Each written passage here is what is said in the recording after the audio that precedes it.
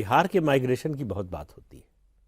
बंगाल से भी बड़े पैमाने पर माइग्रेशन हुआ है और पढ़े लिखे और जो उद्यमी हैं उनका माइग्रेशन हुआ है।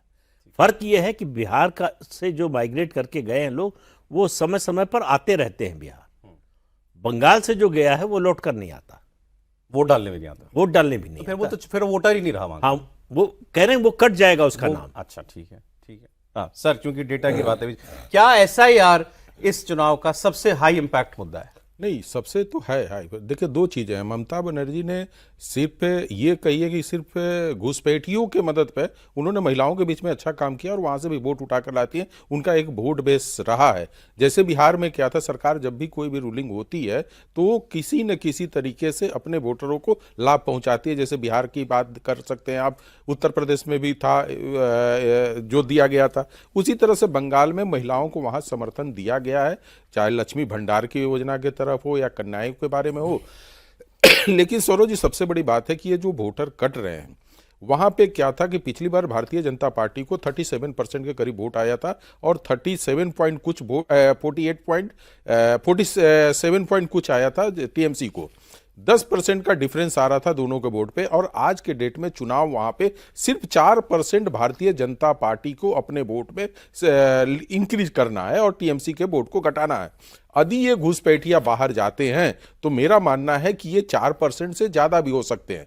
लेकिन सबसे बड़ी समस्या वहां पे जो देखने में मिल रही है, और मैं तो कहूंगा कि वहां के जो लोकल मुसलमान हैं वो तो काफी खुश नजर आए हमसे। जब हमारी टीम वहां गई तो उन लोगों का कहना था कि हमारे सारे लाभ का फायदा यदि किसी ने उठाया तो ये घुसपैठी उठाए, चाहे राशन के रूप में हो, चाहे मकान के रूप में हो, या चाहे स्कॉलर के रूप में उनको मिलता था, वृद्धा पेंशन इस तरह का, तो ये सारे लाभ उनको मिलते थे और हम उस लाभ से वंचित रहते थे।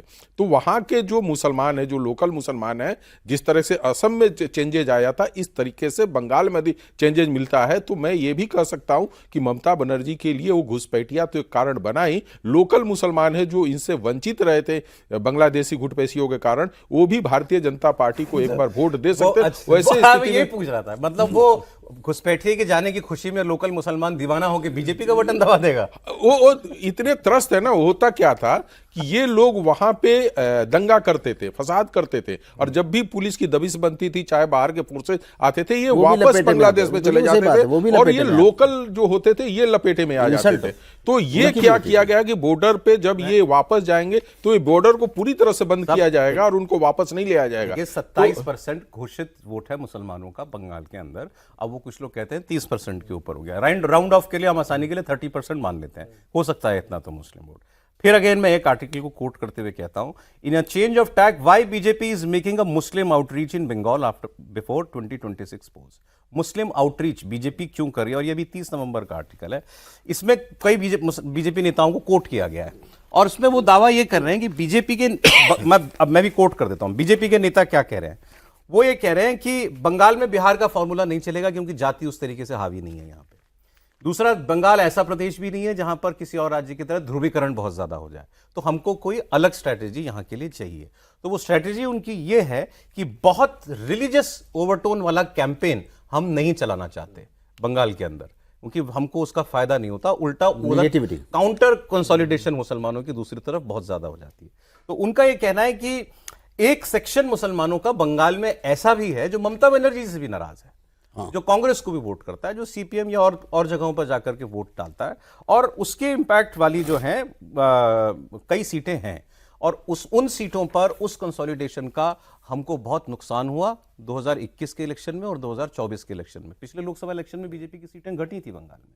तो बीजेपी कह रही है कि हम उस वोटर को कम से कम एक एम्बिवेलेंट कर देना चाहते हैं कि हमसे दुश्मनी या बिल्कुल नाराजगी ना रखे। तो हम कोई ऐसा कैंपेन नहीं चलाना चाहते कि मुसलमान बिल्कुल एक मुश्त 80-90% ममता बनर्जी की तरफ जाए। हाँ, सही बात है। आप सहमत हैं इस स्ट्रेटेजी से? बिल्कुल बिल्कुल, ऐसा करना चाहिए। ठीक है, बिल्कुल। तो लेकिन मुसलमान बीजेपी को वोट दे देगा बंगाल में? मैंने आपको बताया था, याद होगा पिछली बार भी, कि हिंदुस्तान का जो समझदार मुसलमान है, पढ़ा लिखा समझदार है, वो तो आया ही है। इसके अलावा जो इन्फ्लुएंस में है, मैंने आपको एक एग्जांपल भी दिया था कि 8 से लेके 20% तक वोट अप्रोच कर रहा है रूलिंग पार्टी को और मोदी जी को। रीज़न क्या है कि जो भी स्कीमें चलाई गई हैं हिंदुस्तान के अंदर या प्रदेशों में चलाई गई हैं, वो डायरेक्ट फ़ायदा उनको मिल रहा है। अभी तक जो स्कीमें चलाई जाती थी पिछली गवर्नमेंट से, वो डायरेक्ट उनको नहीं मिलती थी। अब वो अनाउंस होती थी लेकिन मिलती उन्हीं लोगों को थी जिनको देना चाहते थे वो लोग। चाहे छोटी से छोटी बात आप ले लीजिए, हैंडपम्प लगाने की बात कर लीजिए, तो मुखिया वहीं ऑर्डर करता था जिसका वोटर होता था वो। आज की डेट में ये है सबका साथ, सबका विकास और सबके लिए और सबका विश्वास। ये चीज़ जो है ना वो पेंट्रेट कर गई है अंदर लोअर लेवल पे। एक चीज ऐड कर दूं, क्योंकि आपकी बात के समर्थन में ही मैं जो आर्टिकल कोट कर रहा हूं, इंडियन एक्सप्रेस का आर्टिकल है, इसमें बीजेपी की तरफ से ये दावा किया गया है कि हमको बंगाल में मुसलमानों ने वोट किया है इस बार। ठीक है, बताइए। बीजेपी ये मानती है कि हमें बंगाल में मुसलमानों का वोट मिला है। नहीं, किसी समुदाय का या किसी जाति का 100% वोट किसी पार्टी को नहीं मिलता, हाँ। किसी नेता को नहीं मिलता। सवाल है कि क्या इतना मिला है कि वो डिफरेंस डाल सके, बात उसकी होती है। दूसरा, जो कंसोलिडेशन होता है कि किसी भी हालत में बीजेपी को हराना है, कोई भी जीत जाए, हमको किसी से प्रेम नहीं है, लेकिन बीजेपी को नहीं आने देना। बीजेपी का जो मुस्लिम वो अप्रोच करती है, जो उनसे संबंध बनाने की कोशिश करती है, भाईचारे की बात करती है, उसका उद्देश्य एक ही होता है कि इस तरह से वोट करना। आप अपनी पसंद की पार्टी चुन लीजिए, आपको फला पार्टी पसंद है उसको वोट दीजिए, हमें कोई एतराज नहीं है। लेकिन जब आप ये कहते हैं कि हमको पार्टी से मतलब नहीं, हमको नेता से मतलब नहीं, कैंडिडेट से मतलब नहीं, हमको सिर्फ इस बात से मतलब है कि बीजेपी को कौन हरा रहा है, आखिरी मिनट तक, आखिरी समय तक ये इस बात का असेसमेंट होता रहता है कि बीजेपी के खिलाफ सबसे तगड़ा, सबसे जो है मजबूत उम्मीदवार कौन सा है।